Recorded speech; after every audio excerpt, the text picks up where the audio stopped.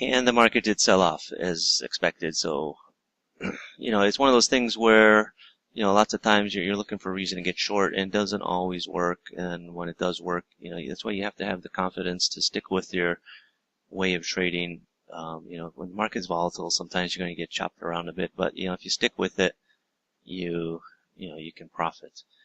And, we're coming into the 2 o'clock time, which is the old pit closing, and we're starting to go sideways. Then sideways and start selling off, but nothing really in there to really tell me to get short some more. Already we're after 2 o'clock, and, you see the volumes is dried up considerably. We come in here at just before 2:30, you have a selling imbalance, okay? And, if you just go back the chart before, we came up to our high here at 169.00, down to 17, 18, and all of a sudden you have this, imbalance as, we're sort of going sideways. But there's a couple of ratios here. I don't know. I said it's 2:30. It's not necessarily a time I'm looking to trade. In this case, the market, it did sell off. I don't want to claim it as, as a victory or anything, but it's going into the close for the day. It's already 2:30, and most traders have already closed their books for the day.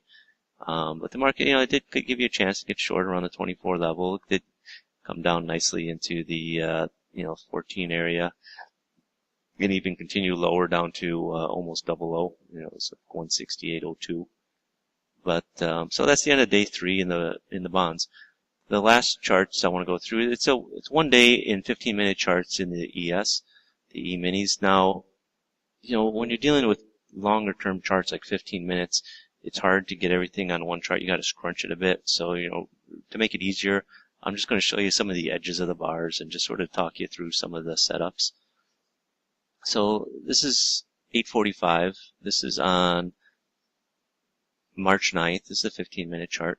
And what do you have? This is the bar where the cash opened, 8:30. 8:45, you have a buying imbalance, a small print ratio and a divergence. And you get this huge, massive bar. Okay, but it's telling you get long. Where are you going to get long? I don't know. You're going to look at the point of control. This is the top end of the bar that you saw earlier. Or sorry, it's not even. This is 8:45. The bar closed up here. This is 9 o'clock already, so it traded higher. Ideally I'd like to be getting long at the point of control, which is here, but the market never came down there to give you a chance to get long. And in 15 minutes, you're covering a lot of area. So, that's why I don't necessarily like such long-term charts. But, they do give you the same, you're looking at the same things, the same sort of signals that you want to trade off of. And so we hit the high. There's no ratio up here, and the market starts coming down lower and lower. Gradually going lower. And what do you get? It's coming off. You get a selling imbalance here. And the market rallies right back up into it. And, it doesn't, it just goes and stops you out. Okay, which is fine. But, I mean, it's one of those where you take it into context. Look where the market has sold off. It's sold off from 1857 down to 1837. It's a 20-point move. Then you get a selling imbalance. Do you want to take it there? No, I don't want to take it there. And if you did, it was never worked out. Just went against you pretty quick. You already had that move lower. I'd rather get the selling imbalance much higher. Okay, so, I said, take things in context. Just because you have a selling imbalance, don't get all excited and look to take it. Take it, in areas where you think you can make profits. Not after a 20-point sell-off. Look to get short. You want to get short, before the 20-point sell-off, as early into it as possible. And then the market rallies back up.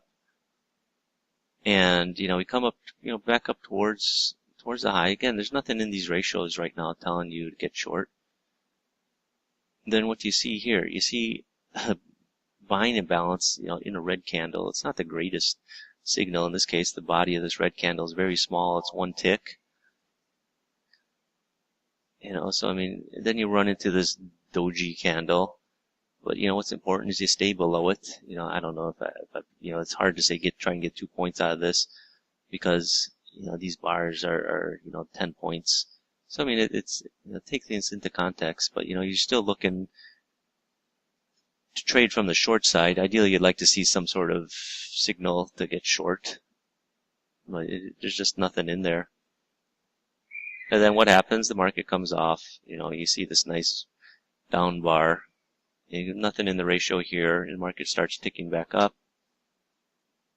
And, again, nothing in the ratios. It said you don't always get things in the ratios. But when you do, try and pay attention to it. Now here you have a small print, but again, it's just behind this green candle, which, I don't really like.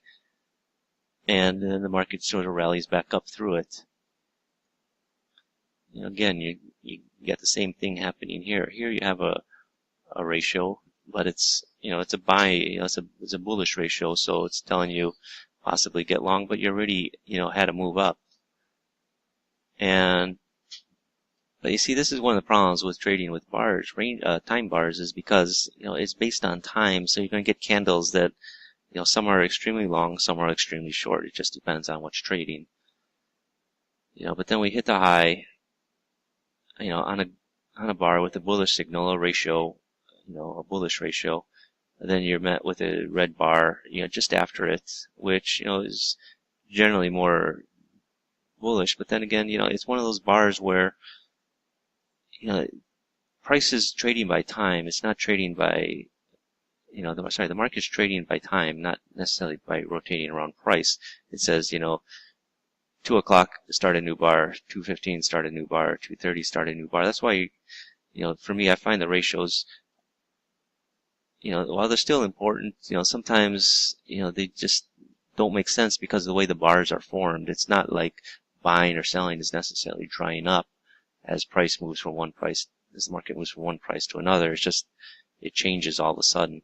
But if you're getting them on edges at highs and lows, or swing highs and swing lows, it's still important just because, not just because, but just like you saw here, right after the open, you have the divergence, you have the ratio right on the low, look to get long. Going back over, the rest of the day, there wasn't any other ratio, appearing at the edge of a bar in a direction that you want to go in. Back here, yeah, you did have this one buying imbalance, but then again, it's sort of already in a down move. It's not on a high, which is what you want to see it on. You want to see this bar, not being in the middle of a move lower. You want to see it, towards the end of a move up, not on a move down.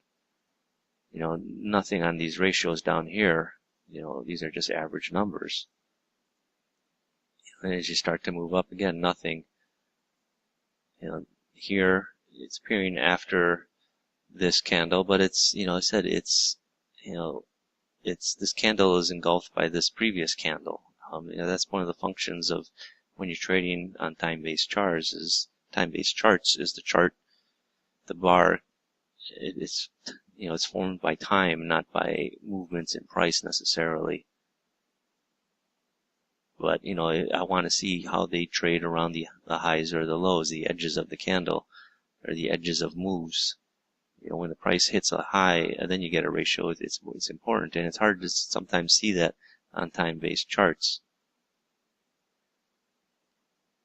So there was probably one possible trade of the day, and it was just in the morning, and, the market went from the low straight up to the high. So finally, that's the end of lesson 19. It's a long lesson. I had to break it up because I ran into recording limits. Yeah, in the next chapter, we'll just conclude the course and we'll move on. So thank you very much.